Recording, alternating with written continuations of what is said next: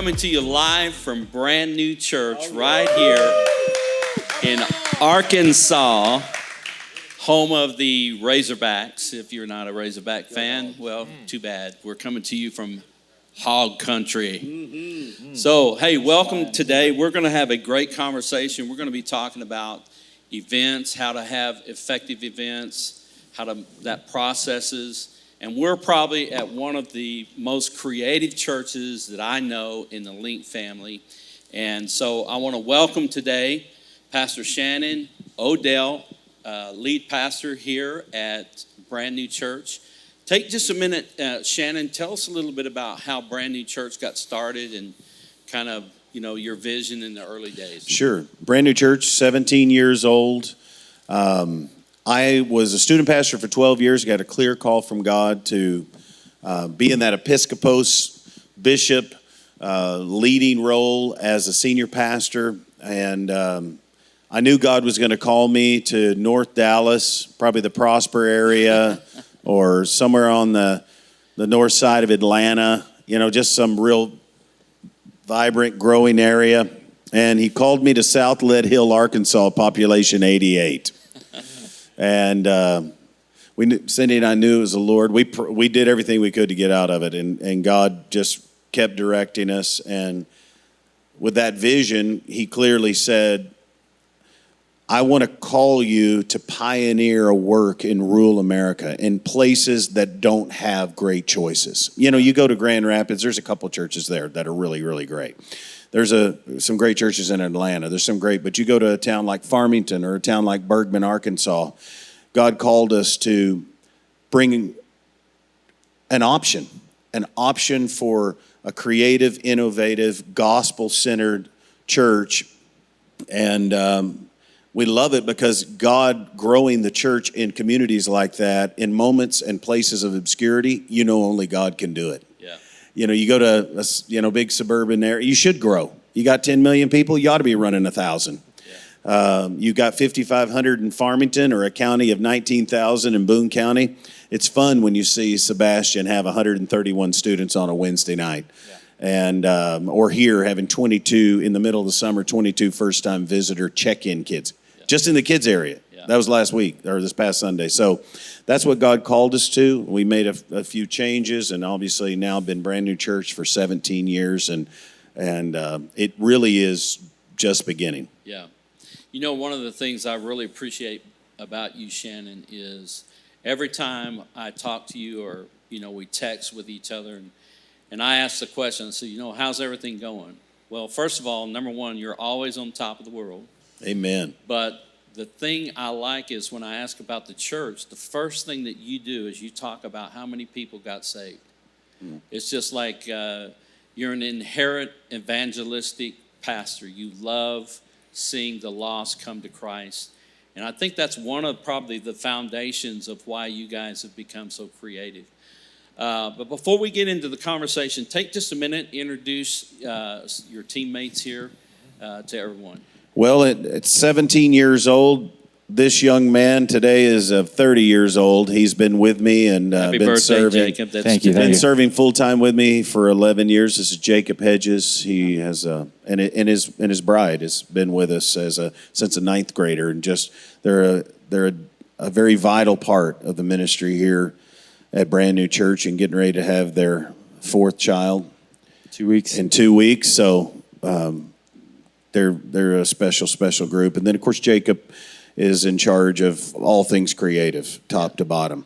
And this is my number 4 in the Odell home. This is my son, KJ Odell, and he is on staff here full-time as our experience director, and then also as a part of the graphic design team. And he is a senior at the University of Arkansas. And he got his mom's beautiful looks. So that's where right. all the genetic... That's right. Beauty came from there. So these guys are an integral part of everything that takes place, especially concerning what we're talking about today, concerning events and creating events and creating moments, creativities, drawing pieces, hooks in the water, so to speak. Yeah. A lot of churches have events. Every church has events. A lot of churches don't have events on purpose. And I think one of the things that, as we've talked a little bit, and I've talked a little bit to your team today prior to this gathering, is that there's some non-negotiables that you guys have laid the foundation for. Tell us a little bit about those non-negotiables and maybe just one or two key points as to how they relate to you processing events in your culture. Well, our non-negotiables are the Sunday experience. That's number one. It's all about Sundays. Our largest crowds are on Sundays. The most people are coming on Sunday.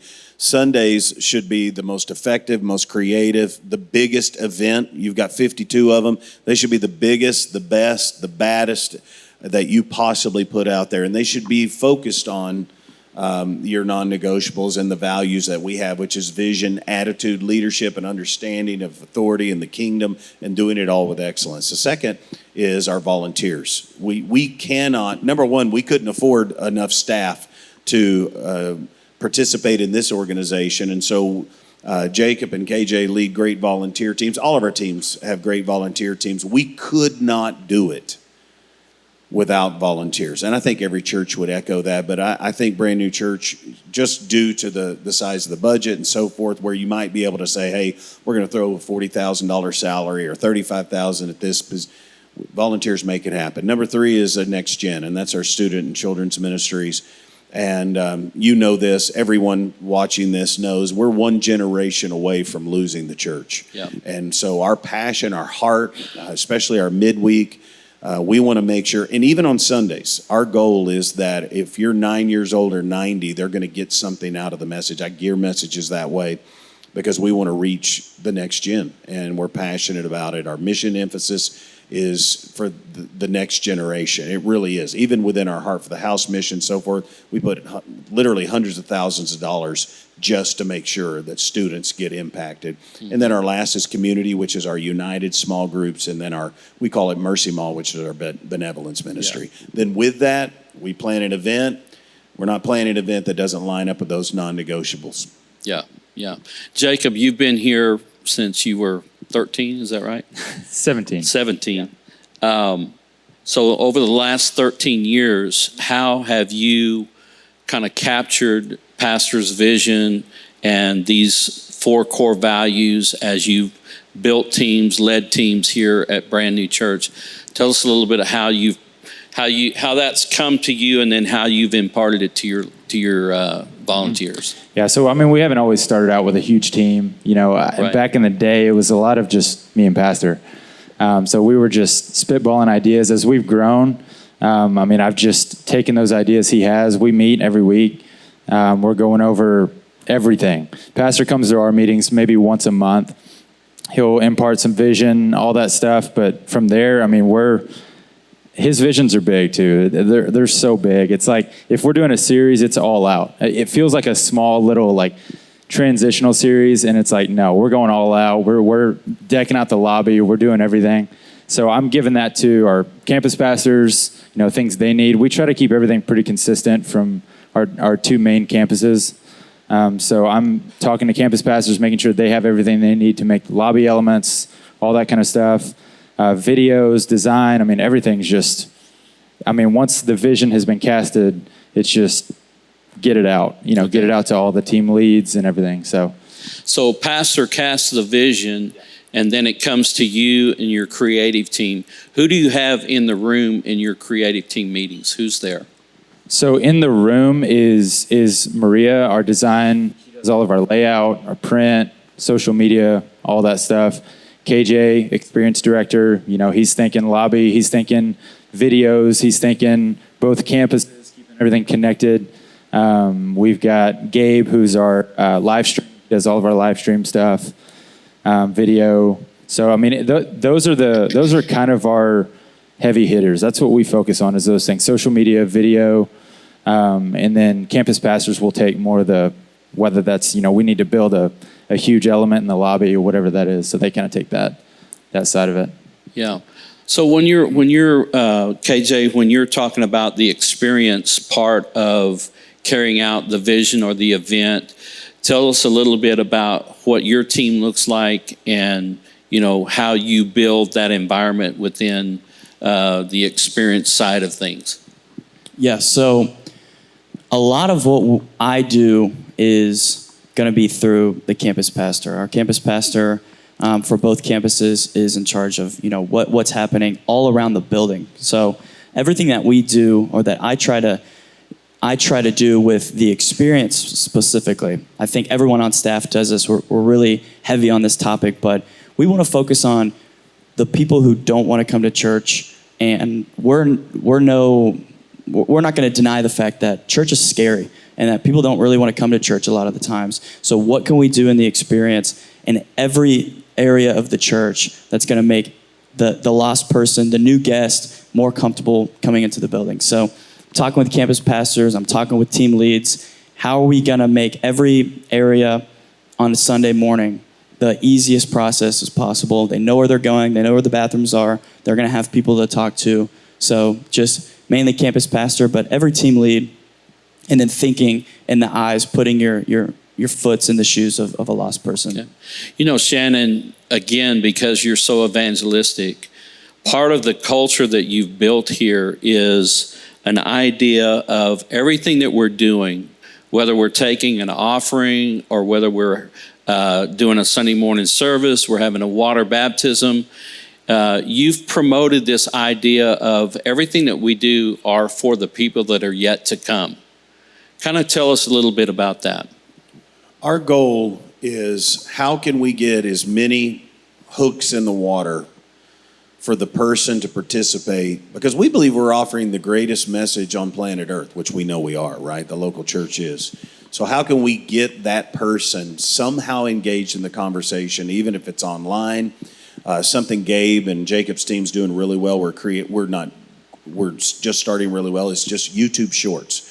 And hey, this is an example. Well, I got a guy the other day text me. He hasn't come to church yet. He's in our gym, and he's like, "Hey, your shorts show up first thing on my YouTube now." I'm like, "Here we go. What's a way that I can just say, I got in front of you before you ever walked through the door?" And walking through the doors, KJ already mentioned beautifully, it's a little spooky. It's how can I go ahead and get there? And then when you get there, what am I doing to make sure that guest feels welcome? Walking in the auditorium, turning on a flashlight when the worship's doing, making sure the lights are dim when we are worshiping in case they have an emotional moment, which they should. They're connecting with the Holy Spirit of God. Yeah. And they don't want a bunch of lights on like they're getting an examination at the doctor's office. Make sure the atmosphere's right. Make sure the sight's right. Make sure the smell's right. Make sure the sound's right. All those things are key that I'm telling the team. And when that guest comes, we're from the website of a VIP tour and plan your visit, all the way to the walk through the door. And you mentioned the offering. Even the offering at that moment, we tell all guests, they're in there. And money's personal, and it's very all money, and it's negative. And with the church, so what I say is, if you're visiting with us, we don't want your money. That I literally say that every Sunday. We do not. Now, if you want to give, you can, unless it's digital, because your card will be declined, or I'll say something silly or cheesy or whatever. But what we do ask is, and a lot of times Pastor Dwayne does this too, and other pastors, give us 3 Sundays. Yeah. And now we're watching this, and we just started this the last 3 or so months on that, and we're watching visitors go, okay, yeah, I'll give you 3 Sundays, or man, they want me back. And when you take that off and even make your giving about it, we're doing this go emphasis, which is all about the gospel, that God's Jesus' last words are lasting words. His last words were go. His last words were, you'll be my witnesses. We're going to be passionate about that. Well, how can I engage even someone who's new here? Well, we had someone who's relatively new tell their story on video. Yeah. And that's how every corner,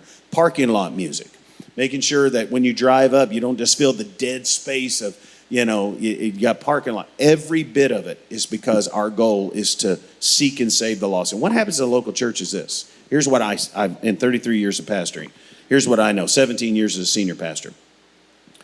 We forget that. And we make it about a program. We make it about a conference. We make it about a whatever, and all of a sudden we make it about this, and we have 4 or 5 people in our ear going, hey, are we going to do that again? Are we going to go see the Gaither Vocal Band? Are we going to do whatever it is? They're excited. We're going to build this, that, or the other. If it isn't about reaching the lost, we're not doing it. Yeah, that's good. Yeah. I mean, that we have to be reminded of that all the time because we want to do what's comfortable. We want to do what's easy. And a lot of times that's not what's good for the new person coming in. I wanted to hit really quick. He mentioned it quickly, but sight, sound, and smell. That's kind of a phrase we throw around a lot. We want to make sure, things look pleasant, things look great. We want to make sure things sound great. The levels are good. They're intentional. There's energy. And then we want to make sure the smell, specifically in our bathrooms, we've got good ventilation, we've got candles, whatever it is. I mean, that stuff matters. And that there's good sound in the bathrooms too. Yeah. Music, that is. Yeah. Those are important things. Music. Yeah. Exactly. I'd like to tag on that also. Pastor Dwayne came just a couple Sundays ago and spoke here. Yeah. And what he said was so true, and it's exactly what we believe here at Brand New Church as well. And he says that the church has to be counterculture.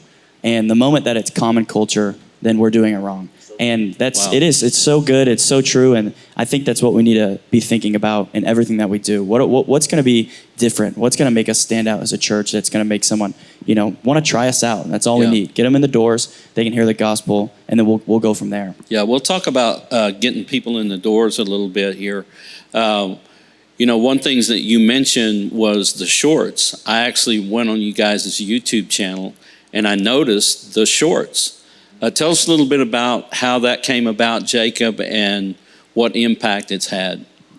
I mean, we're just always looking for any new leverage on technology. So that's just, to us, that's just You might want common. to tell everybody what a short is, too. Yeah, I mean, so basically if you upload a video to YouTube and it's under a minute, YouTube sees that as a short. So then you're in the whole algorithm of everybody who's, I would say, probably under 30, who doesn't go just on the main feed of YouTube. They're on that short, which is like an Instagram reel, which is like a TikTok. So it's just that like sliding, just quick hit. And so we like to be very, we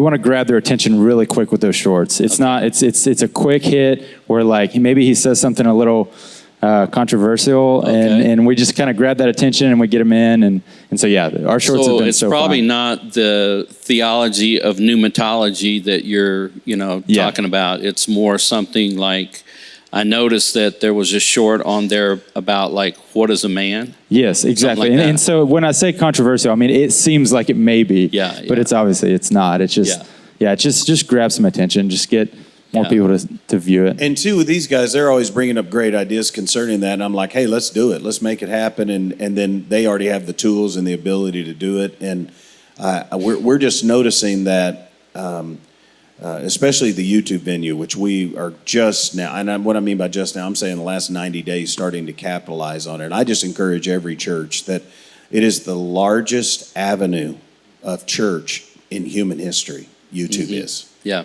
And we're already watching the power of it, and we haven't learned it yet. But just real quick for the listeners who participate in this, it's all about these hashtags. It's all about these tags that you're putting on there that can connect. And once you figure, which we haven't figured it out yet, but we've added captions, and then next thing you know, we'll have 1,000 views in a few seconds. So we're learning, but I encourage all pastors to grab it because it's free. It's free and it's easy.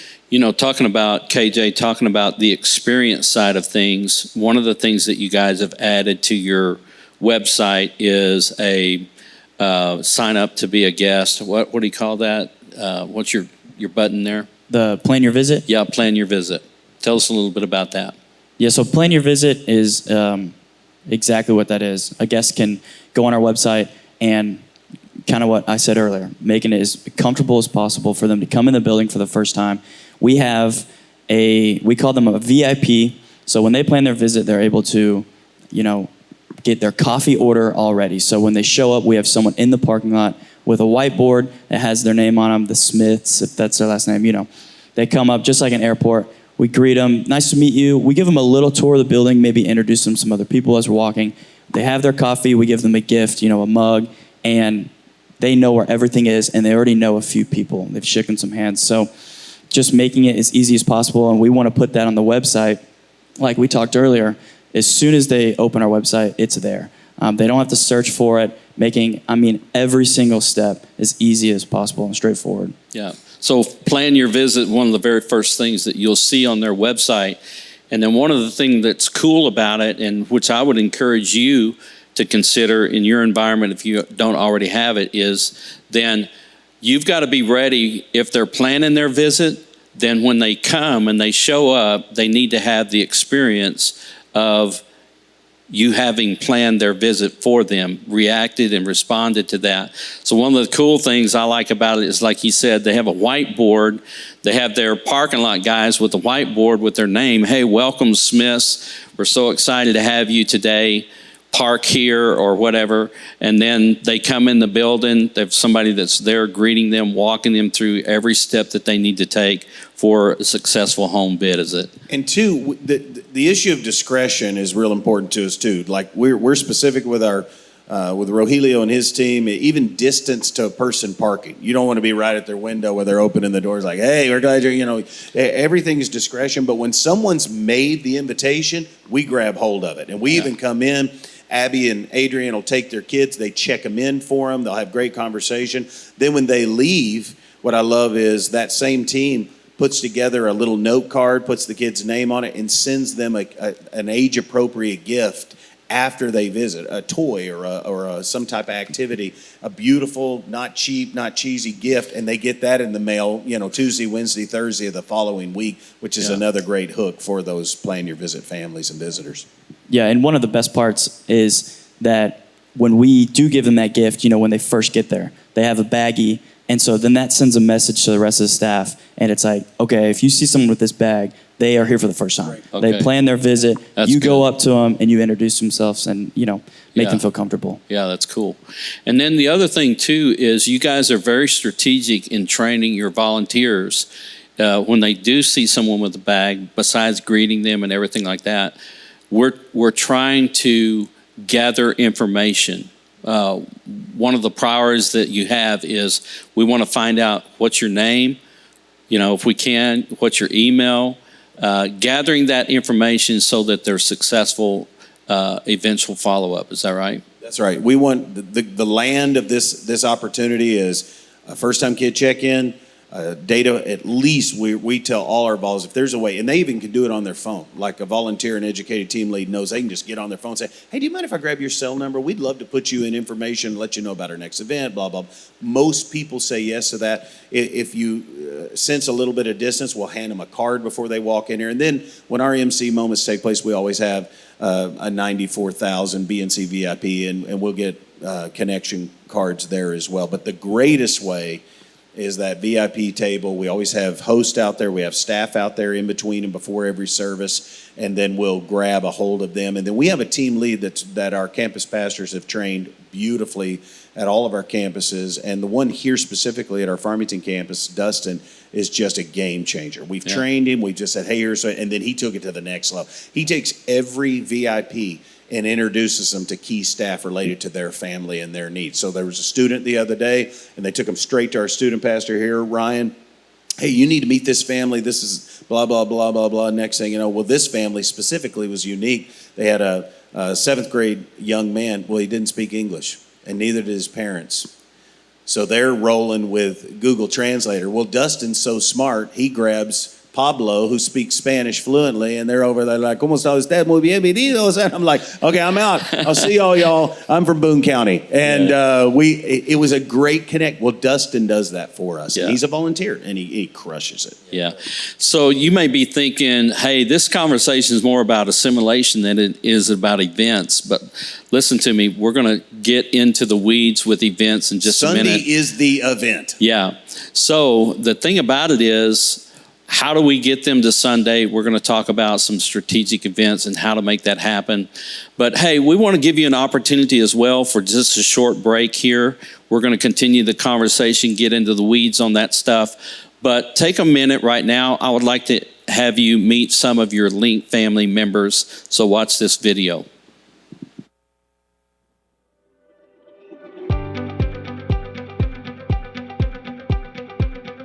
Link is a gathering of pastors who are like-minded, like-spirited, who have a kingdom mindset and want to come together to relate, to encourage each other, to expand the kingdom, and to grow not only in our craft, but also grow relationally.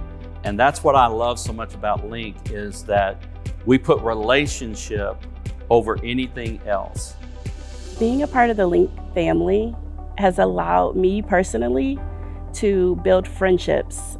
I have got the opportunity to serve at several Link events, and I've met so many people, and I've built so many relationships. Like, I have breakfast or coffee with these ladies, and it just makes me feel more connected, more involved. I've only been in ministry a short time, and just to be able to have, a community of people that I can call anytime for a prayer or just to laugh or to vent or whatever it is I need.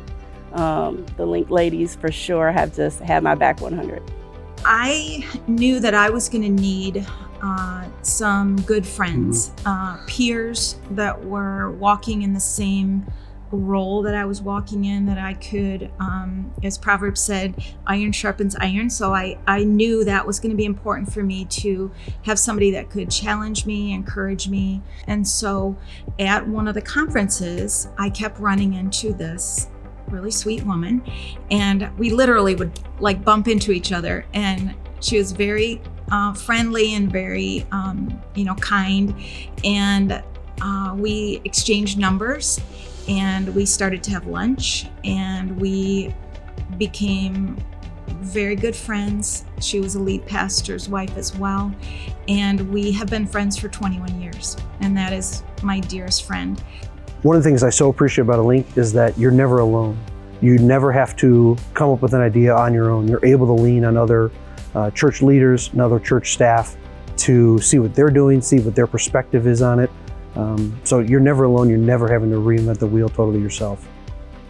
I would encourage other worship leaders to lean in with Link and just take the opportunity to learn from what other people are learning, because you only have your context, and it's really easy to feel like it's how the world is, but it's not. And some other worship leaders, worship pastors, they have been through things that you haven't been through, and they have discovered solutions. They have come up, even just technology that maybe you don't know about. It's super easy to forget that other people have been through what you're going through. And so just leaning in, asking questions, and being intentional to make connections with your peers in that same field, just in order to learn about what's going on in your really industry. It's great to share our burdens, right, with one another, like with other people. Like, this is terrible. Like, I need somebody to walk through this, hard time with. But I think it's just as important to find people that you can share your victories with as well, because when they come alongside you and celebrate that victory with you, it just encourages your soul. It refreshes you, and I think that's been one of the most important things, just being plugged into Link, into this community, and what that's done for me. I am Tara Fitz with Relevant Church Grand Rapids, and I am Link.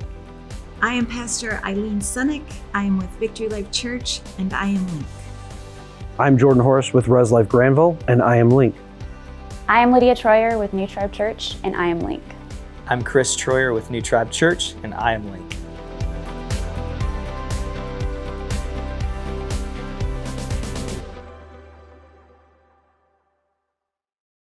Okay, so we're going to continue our conversation. We're going to start diving into a couple of the type of events that every church has. We're going to start with the easy one and then lead into the more difficult one.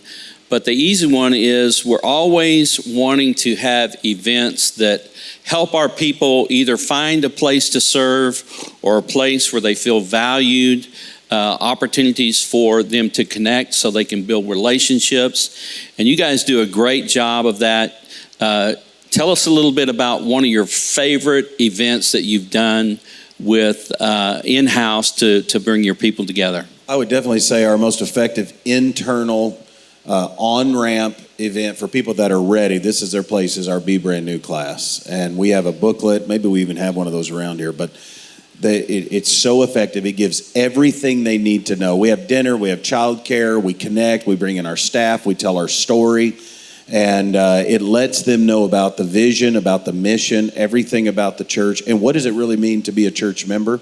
And then we always have a strong gospel presentation. Other than our camp events, it's where we reach more people with the gospel in our membership class, which we just call Be Brand New, we'll see more people saved and more baptisms out of that moment than anything else we do. And it is an on-ramp. That's also where they sign up. We give them volunteer cards, and we give opportunity to know everything where they can plug in. Then after that, one of our team leads or our staff members will take that. They'll take this Be Brand New booklet, and then with that, they'll take at the very back how to plug in, how to serve, and then they'll sign what we call a covenant card, a covenant membership, jump on board, and then people leave out of there and they're all in. It really is the most effective in-house on-ramp moment that we have at Brand New Church. So Jacob, we talked a little bit before we jumped online here.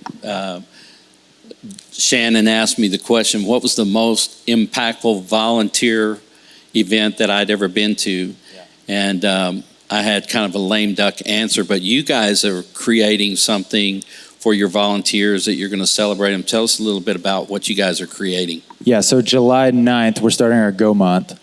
So we've done it before. What is Go Month? So Go Month is the gospel. It's go. We're teaching people how to share the gospel. We're teaching people how to invite someone to church. We're empowering them to do that. We're challenging. We're doing Instagram. We're challenging people. We just posted this last week and just said, tag the person that first invited you to church. And it just created some conversation. And it was so cool. Seeing church members just tagging just random people that, it's just so cool to see that big list of network that got them to Brand New Church. It's just so cool. So that's just one thing that's happened so far, but we're going to be doing so much. It's the whole month of July, and it's every week. We're showing a video, we're telling a story, and we're just inspiring people to invite people to church. Okay. But you're also going to celebrate your volunteers, KJ. Tell us how you're going to do that. Are we talking about the pepper rally? Yep. Pastor, you might want to talk about this more. Oh, yeah. You seem to be more excited. I'm excited about it because... Well, here's the reason I bring that up is because most of the time when we celebrate volunteers, we have this volunteer event, we have a dinner, right? Yeah. We do whatever. It's pretty lame duck. I mean, there's really nothing exciting about it. Yeah. But I really like the ideas you guys are coming up for this upcoming volunteer event. So tell us a little bit about August it. 9th, and as everybody knows, we're gearing up. Every church is gearing up. They got it's fall strong. Let's roll. Here we go. And we want to celebrate the volunteers that have just crushed it, but we also want to rally and let them know how great it is to be a volunteer. So it's an on-ramp moment for new recruits as well. And we're doing a high school pep rally theme. So we're doing slam dunk contests. We ordered Spartan cheerleaders outfits. We've got pom-poms coming. We're going to rally and just do anything you think. We got concessions from like at a basketball game, and we're going to put it there, and we're just going to pep rally on and on. It's going to be the kids team slam dunk contest versus the Y&B team, and we're going to do everything we can to hype up, because it really is a rally every Sunday, because what we like to say is this: company's coming. Yeah. Every Sunday, company's coming. And you know what you do when you get ready for company. Yeah. And I don't want to bring it where it's somewhere, a melancholy moment. I want it to be energy. I want it to be exciting. And serving and building God's church is just that. So we're doing anything you think. We're wearing letter jackets. Spirit sticks to every volunteer that's done, something. We're going to tell a story, hand them a spirit stick, and their goal is to hand it to somebody on their team within the next few that they're building and recruit. We're going to teach how to tap on the shoulder, all that. But we're going to have a blast. Doing that, creating all kinds of fun cheers as well. So volunteers then not only are celebrated, but you're creating the culture of hospitality that is so ingrained in the culture of this place. I mean, when you walk in the door, even today we're walking in the door, there's such hospitality just even for this event with your team, making people feel welcome. Like during the break while you guys were watching the video, Shannon is filling up my water cup because he felt like it wasn't full enough. So I really appreciate that, Shannon. Thank you very much. I'll have a little drink on you. But making our people feel valued in the things that we do. So, but the biggest thing is we want to get people in the door so that we can get them started on the journey of faith. Tell us about one of the best events. I remember I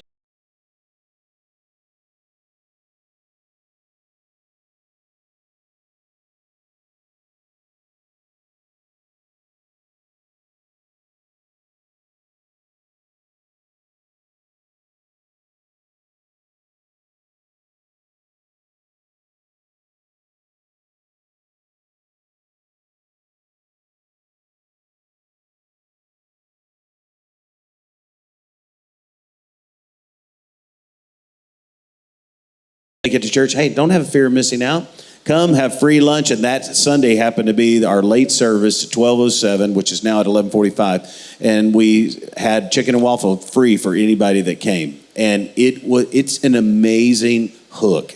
People are like, free lunch, let's check it out, let's see. And two, there's a lot of people, whether they're nursing and just get off work, or maybe they're a college student and just woke up, or like this one guy that just woke up from the bar he was at this last Sunday and showed up, and that's a whole nother story. But it's just great to have that option. And so with that, we threw chicken and waffles, we've done tacos, we've done tons of food trucks, just ways to say, hey, we would love to have you be a part. And I know what pastor's automatic thought is, man, what's it cost? What's it?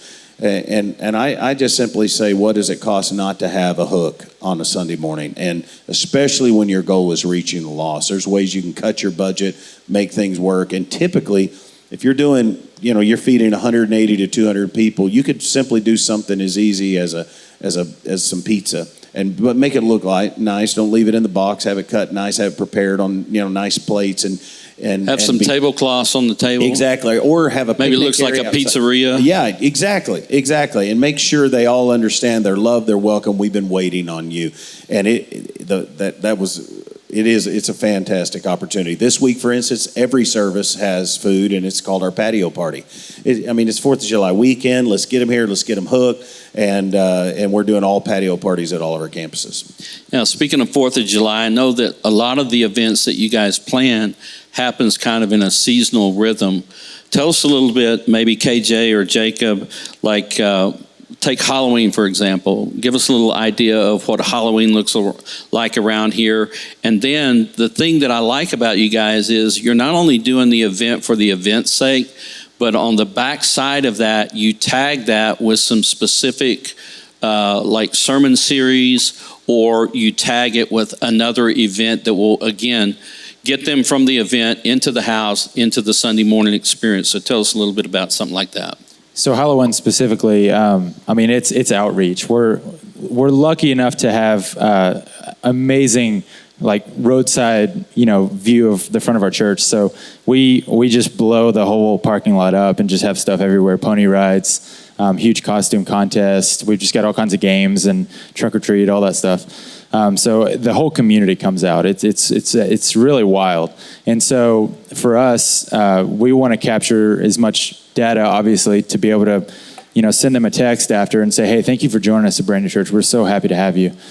So we did a huge giveaway. We did a $300 Amazon gift card giveaway, I think. And so we just had a massive QR code. You scan that, you enter in at no cost or anything. And that's us getting their data. You put in your name, and that's a name, phone number, I think. And we have their data. We're able to send them a text, either that night or the next morning, and just thank them for being with us. So just a way to show hospitality to them, and as well as just to hopefully, put Brand New Church in their mind at some point and maybe come check us out. Yep. Go ahead, KJ. Yeah, and it's like what Pastor said. It's hooks in the water. It's just draw. Everything in the parking lot is draw. People are passing by. They're going to see it, want to check it out, or at least be curious at the very least. So it's all getting them there. Once they're there, what you said on the back end, it's still a draw. Once we have people, in our parking lot because they want to bring their kids to get free candy, how are we going to draw them, put hooks in the water to get them to our church that following Sunday? So we lined up a series. We have a series coming up. Since that's the end of October, our next month, we promote that series that's coming up, get them back in, maybe a new event, and it's all just draw. How are we going to keep people and keep them coming back to our building? Something else with this, Bobby, that we love, our Halloween event has been for now 12 years called Halloween. And the ultimate purpose of it is only one day in 365 days in American culture is every door open. Every house door is open, and that's Halloween. Mm-hmm. We can get to every door with some information. So our goal for Halloween is the Sunday before, we hand everyone that's at our church a card or a trick-or-treat information.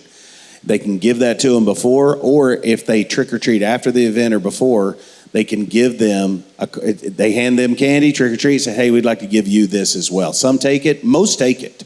And then that QR code is an invite, it's a welcome, it's a presentation of the gospel. The ultimate goal is we want to win people with the gospel. That's why we call it Halloween. And then, of course, they are invited to the Halloween event which is, I mean, hundreds and hundreds of people come to it. So that's the goal of our event. One day a year, every door's open. Let's capitalize on it. Yeah. One of your values is next gen, and I noticed last night when we were here to set up, you guys were having a thing called Summer Nights. Tell us a little bit about that. I mean, Summer Nights is so awesome. It's just a way to stay engaged with our church through the summer. Our youth pastors plan those, and kids directors, tweens directors, they all plan those. Just something super exciting. Like we want the top-notch thing to do in Northwest Arkansas every week. And so those are every Wednesday night, and something that, you know, we're really passionate about at Brand New Church is, like you said, next generation. So, you know, I'm overall digital media, but I'm there taking pictures at our kids event last night. I mean, we're all in on next generation. It's not a secondary thing to Brand New Church. It's not secondary to Sunday. I mean, it's the whole team's in. We're making videos. We're making a recap video every Wednesday because we want to get the word out. We want other students to know they're missing out on an awesome night. It's just it's been a great event through the summer. Yeah, and we didn't always used to do summer events. We would kind of, see you next fall sort of thing. But Pastor mentioned it earlier, and it's that they're going to be somewhere. The kids are going to be somewhere, so we might as well capitalize on it. And we wanted to keep it fresh. So it's summer. We're out of school. We didn't want to do a typical service. How are we going to get kids there? Draw, like I said. Just hopping around different places, making it different and fun. And we also invite the whole family to come out. So it's a family event. It's also good for the parents.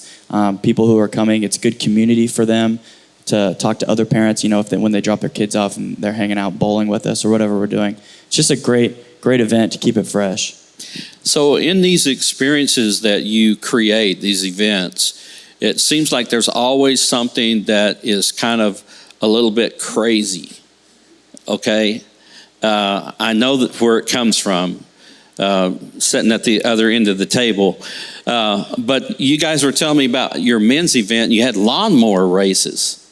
I mean, how do you come up with some of this stuff? I mean, What are some of the Holy Spirit of God, Bobby? Tell us some of the craziest things that you've added into your events besides lawnmower races. With lawnmower races is great. It's so. I mean, every church needs to have a lawnmower. Is that like race. A riding lawnmower? It's whatever you've got. Or are you going to push? We've done slow ones and we've done really fast ones. We've even done pop wheelie lawnmowers.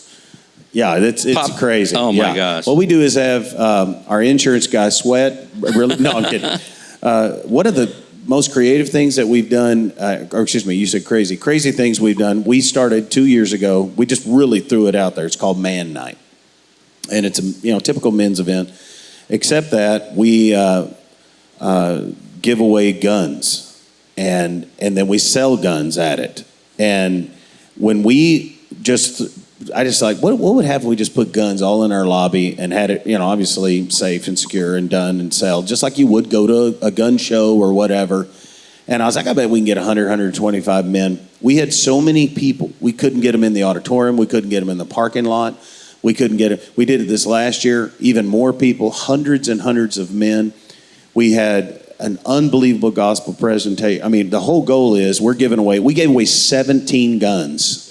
We gave away golf trips. We gave away all of this was sponsored by businesses, and we put their names up there. I mean, the virtual cost of it, all of it was completely covered. It was in the black. I'm sure if our finance guy's watching this right now, he knows it was $61 in the black, but it's still in the black. $61. We cleared everything, and the best part is we gave a gospel. 100 plus men, 120 plus men stood to receive Christ, but then. The communicator said, hey, let's be men here. If you really are serious about this, get up on the stage. I mean, there's 700 plus people just piled in here, and 68 of those men walked up, and then we baptized 36 of those men, baptized them on Sunday, and many of them had never even been plugged into church before. Yeah. One of them prayed to receive Christ, had disobeyed concerning his baptism. We were doing baptism service afterwards. He's full out. He just walked straight out of Tractor Supply or wherever you buy clothes like that. And he had Wranglers on, brand new boots, Cavenders maybe or somewhere. Had a cowboy hat on, threw his cowboy hat on, full on, brand new everything. Jumped in the baptistry right over here. He's like, I've been delaying. I got saved at Man Night. Obeyed, jumped in the tub, like right in the middle of church or baptism service. And That alone is what it's all about. And everybody's like, oh, guns and this, you don't want to this, that. We're going to do whatever it takes to get lost people here. And of course, we had axe throwing contests and had Daisy did air rifle did a little setup, and we had bow shooting competitions, and I don't even remember what all we did. We had a lot of barbecue. It's a great way. But you do crazy stuff and get people's attention. And you're going to be on all the pastor Christian meme deals. I was on all of them. I was really proud of it, actually. And all these, I'm not going to use denominational names, but they put me on there. It just gave us more advertisement. But crazy works. It works. Yeah, that's a good point too, because something that Brand New Church does is we just, a lot of times we want to think about it from a system standpoint. Like, how is this going to work? Is this going to be actually effective? Something that we do, like, to be transparent, is like we just take risk.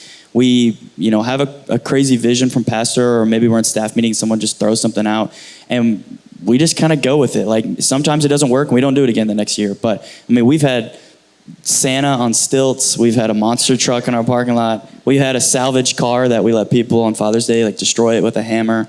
And we just do crazy stuff. We just take risks, and it just makes it fun. Church is fun, and so that's what we try to do. But sometimes it works, sometimes it doesn't. So tell us a little bit about where this creativity is generated besides at the other end of the table. You talked about sometimes even in your team meetings, your staff meetings, you're having creative conversations. Tell us a little bit about that, Jacob. Yeah, pastors, got the idea. We're doing man night, and then, we're sitting around. For man night, it's not always the same group of people. Like, for man night, it was, a lot of our men who sat down. We're like, how can we make this thing great? Like, what can we have in our parking lot that's going to be next level? And yeah, we had our monster truck in the parking lot. It's hard to put Brand New Church into this is the way we do things, because it just kind of ebbs and flows. It kind of, this event calls for these type of people, and we just kind of pull, and we just find a way to make it great. And yeah, our ultimate goal is how can we get people there? And so, and our ultimate goal is how can we get them in front of the gospel? But to do that, you got to get people there, So what would you say best describes your team or Brand New Church, how you do this, how you pull it off? Spontaneous, strategic, sporadic, steady, or suspect? It's definitely spontaneous. For strategic, sure. Sporadic, steady, or suspect? Yeah, pastor's spontaneous. So yeah, I would describe pastor spontaneous. At first, it feels like that's tough to work with. Does it feel chaotic? No, not chaotic. It's just sometimes if you don't think that way, you're just like, oh my gosh, how are we going to do this? That's your immediate response. It's like, how are we going to pull this off? And then once you realize, okay, it's worked the last 10 years super well, so why do I question this? Like, let's go. So that's my job ultimately, is like taking some crazy spontaneous idea and saying, let's go, let's do this, let's make this great. And yeah, we're going to tweak it. I'm going to say, I don't like that, Pastor. Those conversations are going to happen. But ultimately it's like, all right, let's pull it off. Let's go. Yeah. And when let's take Romance Uncensored, for instance. When I decided we were going to do a marriage event. Well, the natural response of the team was, well, we're doing it here, right? So you have more people come. I was like, no. We're going to do it on a weekend with a hotel, and we're going to have food, and we're going to have Starbucks, and we're going to have this, and we're going to do giveaways, and we're going to give away a trip to London, and we're going to do this, and we're going to do that. Well, no one will come and stay overnight. They got to drive to the X, Y, and Z. We're not doing it this and that. Well, we have literally hundreds of couples that come to it that people think, no, they won't. Well, I don't want as many as I can get. I want the ones that want to be there. Yeah. And now we get as many as we can get. We're even doing one in Las Vegas. And people even say, like, hey, we shouldn't be doing this. We shouldn't be doing that. Here's the thing. God could have saved Jonah any way he wanted. He could have had him hit the water and fly off. He didn't. He said, you know what? There's a whale over here. I'm just going to swallow him. Yeah, let's swallow him and leave him in there for 3 days and see what he could have turned her into anything Lot's wife, anything he wanted. A fireball. He could have just made her disappear. He's like, let's just make her a pile of salt. I guarantee you, he's like, let's make this so much more beautiful and wonderful than you could possibly ever imagine. It's like, okay, the gods of Baal, this, that, or there. Why don't we just pour water all over it and then lick the whole thing up and burn it all to hell? I absolutely love that God does it in ways that are different. The church needs to be different too. And just like the other day, I was like, I don't want to sing that many songs. Let's cut them. No, let's start with a song. No, let's end with that. Let's do, no pitcher is going to be in the MLB very long throwing a fastball at 94 miles an hour straight down the pike. You got to change it up. Your congregates deserve the best. We should be the most creative. Someone asked me the other day, why are we creative? Because God's creative. He's the most creative entity ever. He's put in us. I'm made in his image. If he can create a eustachian tube, hit a cochlear, bounce it back, hit my brain, then I hear it all, and then flip everything upside down and send it back out through my eyes and I can see it, I'm like, let's make the message creative. And we need to make our instances creative, our events creative. And the goal is not to make Sally Joe happy, who's been there the whole time. She's still going to be there griping, slandering, and gossiping. The goal is to get her cousin that hates church and get him there how? Get an AR-15 and give it away in Jesus' name. Yeah. Drop the mic. Yeah. Amen. So let's say that I'm not as creative as you are. How do this might intimidate me, this kind of conversation. Give a word of encouragement maybe to some of these pastors out here. They're a little bit skeptical about doing something kind of radical. For me personally, I feel that way about money. I feel that way about systems. Like I just, whenever I hear, Pastor Dwayne talk about systems or his team around there, or, somebody like Clint Sprague that's just he's just systems minded. He's so intelligent, so smart. That intimidates me. Well, I hired somebody that's systems. I hired 3 people. I have one that I'm not even sure he's a Christian, but he's a systems guy. Because you can be a systems guy and not be a Christian. But either way, when you're wanting to talk about creativity and you don't feel it, find someone that is, hire them and get a creative around. Yeah. Find a team, find somebody that's outside, maybe of even your church, until you can get someone. Mm-hmm. Get that creative around you and let that creative start inspiring you, and then that atmosphere will start changing. There's nothing wrong with being a pastor who's not creative, but there is something wrong when the gospel isn't presented creatively. Yeah. When it is not creating hunger and excitement and drawing people in. The word of God's enough. It's sharper than any two-edged sword. But I can tell you this, it ain't cutting it if you ain't bringing it out. You got to bring it out, and it will always cut. Yeah, that's a great point. Because we've had people say, the Holy Spirit's powerful enough, like that will attract people into your doors. And we shouldn't have to do big giveaways and big events. But the thing is lost people don't know what the Holy Spirit is. Like that's nonsense to them. They don't understand the power of it like we do. So first, it's we get them in. We have to just get them in the doors, and then we'll go from there. Yeah, great. Well, I hope you've enjoyed the conversation today. I hope something that we've shared has inspired you to be creative in your events and to remember that on the other side of every event, there's somebody waiting for the gospel. Yeah. That's really what the point is. Yeah. The point is not that we can pull off some swanky, cool, crazy event, but the goal is the person that comes in your door for the first time that can hear the gospel of Jesus Christ. And I hope that you'll always keep that in mind, because that's the foundation of everything that I see happening here at Brand New Church, is that we want to see the lost come to Christ. We want our doors open to everyone in the world so that they can hear the gospel and be saved, set free, healed, and delivered, and find their purpose in life. And so we really want to encourage you to step out, stretch yourselves, and be radical and reach the lost. This September, we're going to be having our Link Conference. It's our family gathering.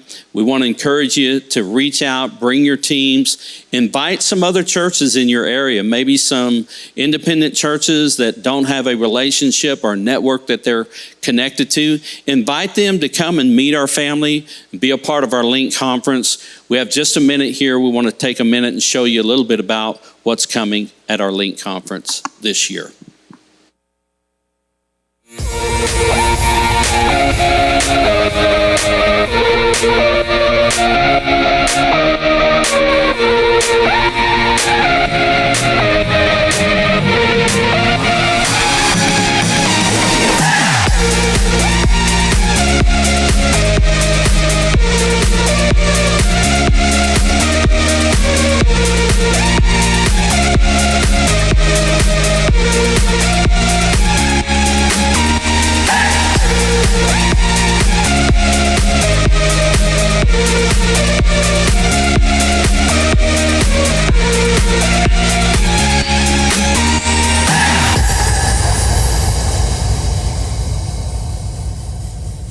want to introduce you to a good friend of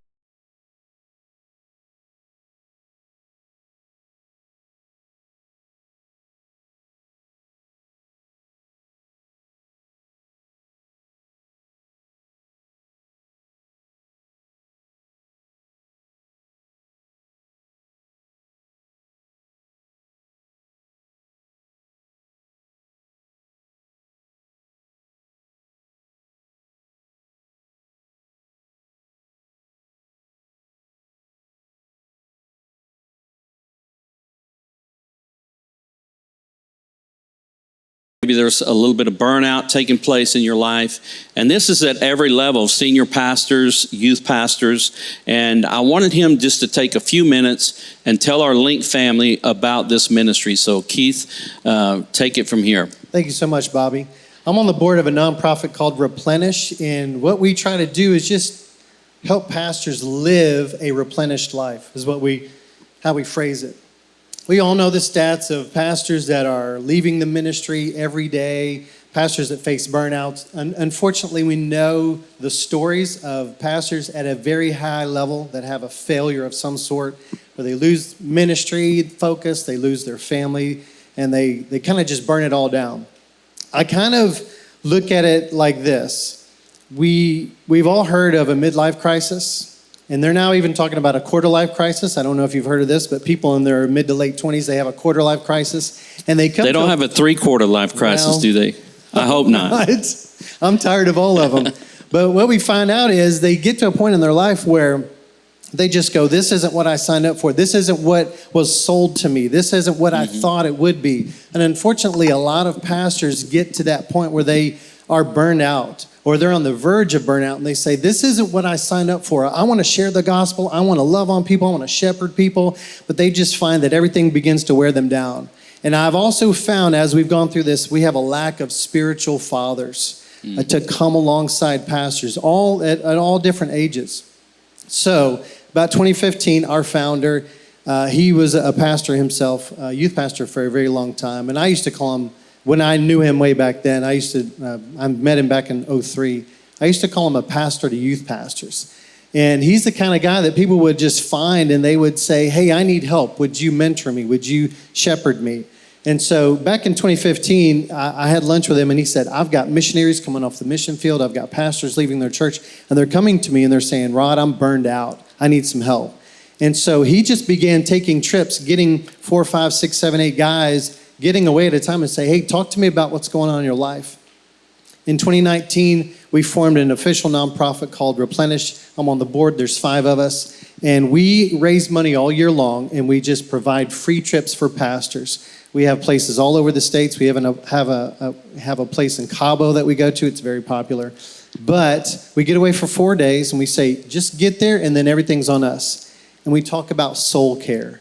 And we tell pastors, you have a soul. I tell pastors, your first name is not pastor. Long time ago, I used to work for a pastor, and he would introduce himself to just complete strangers in town. And his name was Pastor, let's say his name is Tim. I'm Pastor Tim. And I'm like, they just want to know who you are. And so I often tell them, your first name's not pastor. Now, if your wife calls you that at home, that's between you and your wife. But, you're a person before you're a pastor. And you have a soul. So we talk about soul care. We don't talk about how to grow your church. We don't talk about how to do creative things. Not that any of that, that's all very important. And we honor people that are pastors, absolutely. But we talk about you have a soul, and it's important for you to live a replenished life. And we kind of have a little catchphrase. We say, you should divert daily, withdraw weekly, and abandon annually. Now, divert daily, yes, we want you to have a quiet time with the Lord, but get away and do something that kind of refreshes you, even on a daily basis. Withdraw weekly, everybody should have a Sabbath. Even pastors should have a Sabbath day that they pull away from everything. And then abandon annually. And a lot of times we look at, is that a family vacation? We would say, come on a replenished trip. Meet with other pastors, and let's talk about what that looks like. That's awesome. If we have pastors out there that want to take advantage of this, what would be the website that they would go to? So we have a website. I wish it was just straight replenish.org, but actually it's RPLN ISH. So RPLN-ish.org. linkfamily.com. I think they'll both get there, but we'd love for Okay. you to check out the And if you want to take advantage of that, you can also email us at info@linkfamily.org. Okay? Hey, we love you guys. We hope you've enjoyed today, and we'll see you at our next Gather and Grow coming up in August.